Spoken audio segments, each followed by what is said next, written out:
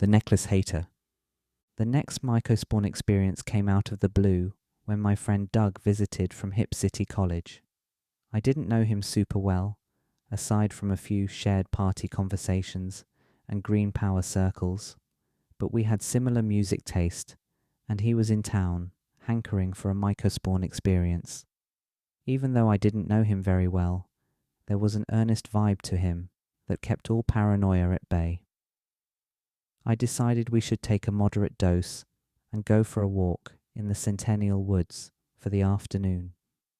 In my estimation, it would make for interesting conversation and light visuals at best, nothing too paradigm-shattering. We consumed the spawn and some green power in my dorm room and headed out towards the woods.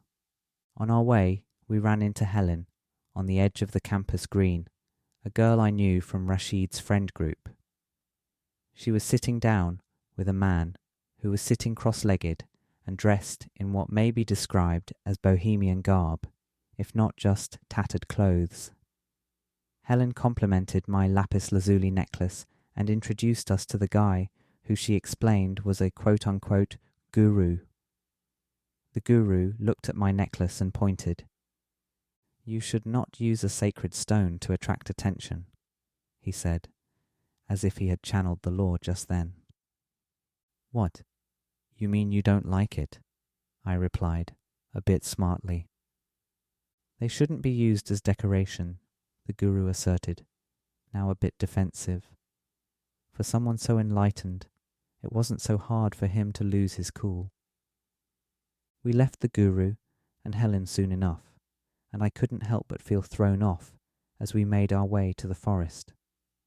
I knew it'd be a shame to let the guru guy ruin the rest of my experience, but part of me was worried that he might be right.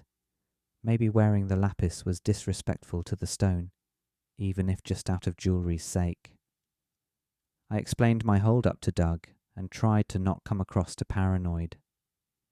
I laughed as I relayed the ridiculous notion I was still worried about. "Oh yeah, man, don't worry about that shit. That was stupid." Doug calmly chimed back.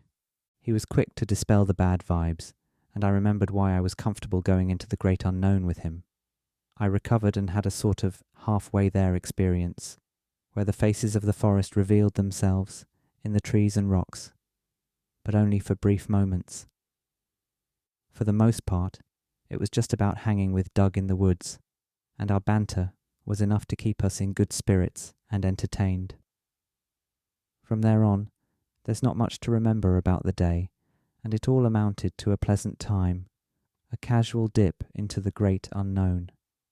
The beginning threw me off, but mycospawn has its way of testing one's wits.